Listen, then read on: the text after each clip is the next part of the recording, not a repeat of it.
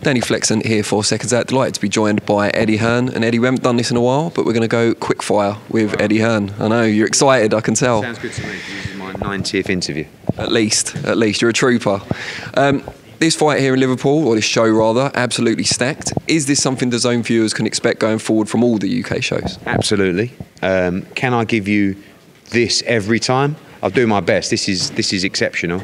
But we have the firepower to make great fights and great cards, and we should be under pressure to do that. So I think this is a good example and an indication of where we want to be with our shows.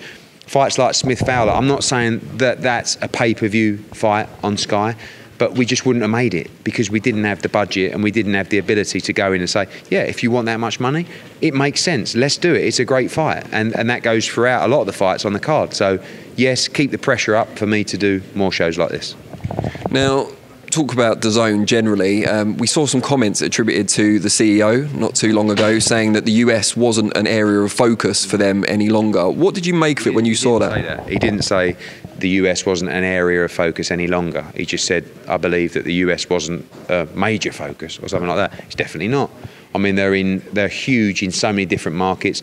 Obviously, Italy with the Serie A rights, huge amounts of international and domestic rights in Germany, Spain, Japan, Canada, UK now is a massive focus for them, obviously with other bits and pieces and news coming up on that.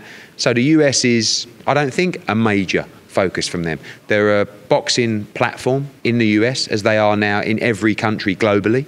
They have a really good schedule. I think they've actually got a good position in the market in America. I think their brand profile is in a position it's never been in before.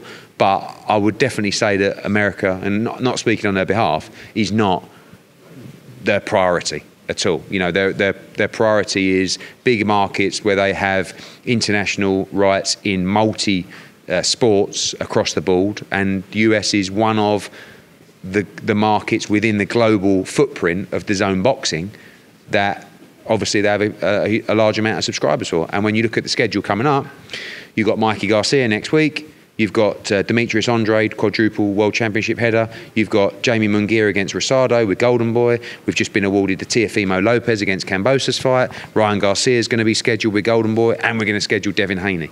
That's all in the next 2 months. So I think they're in a great position. But yeah, I think sometimes people don't understand the size of DAZN's business globally and the different territories they're in and the rights that they've acquired.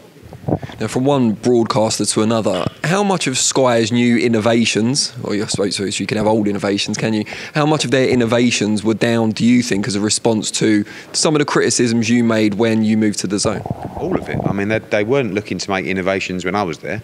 So, and listen, I think it's great how hard Sky are trying, because they put the fight on about 7 different channels. I mean, they've never pushed boxing harder, but they didn't want to push it in the same way when I was there. So this is, I should say it was 3, I think. But was it? Yeah, 4, I think. Yeah. But I think it's like a knee-jerk reaction. We need to come out fighting. That's great for boxing, by the way. And there's nothing wrong with that. They can't just be expected to roll over and say, "Oh, Eddie's gone. We'll just give up." I saw some of the stuff, the heat map and stuff like that. It's good to try different stuff. I don't think it worked. I thought it was a bit confusing, but you shouldn't not try and innovate. We will try to innovate, not with a heat map, but with other, things that we're doing. So I think the fact that they are making an effort is great for boxing, and it's not easy. You saw, mess up on the medicals. They've lost the main event that they've pushed for the last 3 months. It's boxing, mate. Kicks you in the nuts all the time. Sometimes you get unlucky. Sometimes you've made a mistake and you're not good enough. But it's learning.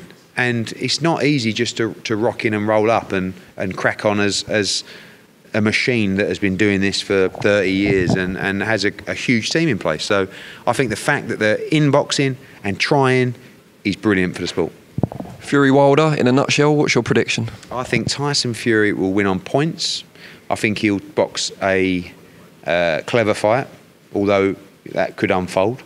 And I thought yesterday was the first time I've seen him dialed in, and hopefully he gets a job done. Give us your Bob Arum impression. Fuck off, you prick. It's pretty good. It's got better each time. Yeah, I've done it about 5 times. Bob's great. Like all these people, I don't agree with probably half the things that Bob says, but he's a character. You know, I think you heard me say, I watched the George Foreman documentary the other night, and Arum's on there, and I guess he's my age, right? And he's like, I'm going, wow, he was doing that. Like, what is he even doing at 90? I mean, what's he even doing alive? Let alone what's he doing in the sport? No, but I don't think I'll be here at 90. If I am, muzzle tough. But, you know, it's, I think you just got to let him do his thing. A lot of people are talking about that fight because of Bob Arum's antics last night. This is what promoters do. You know, they stay here for 3 hours after the press conference, talk to people like you, give you a soundbar or an airtime or something from this is going to go either on No Context Hearn or, you know, viral. So I do see Seconds Out as a feeder channel for No Context Hearn, so it's all good. Yeah, we all are. We're all in that game. Just two quick more ones before I let you go. Florian Marcoux, a few people have been asking on social media, what's the situation with him and Matchroom at the moment? So he has one fight left on his existing boxer deal. So when we started working with him, Sam Jones said, look, we've talked to them, we're allowed to do it, but he's got to have this 6-round or 8-round or whatever it is, you know, just a standard fight. I said, no problem.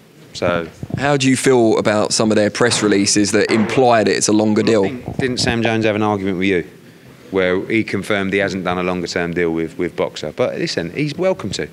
You know, with our global footprint, our plan was to box him in Albania. But, you know, listen, if he wants to go on Sky and get some coverage and then come back, it's no problem. Sam Jones loves me, by the way. I just want to make that clear, yeah.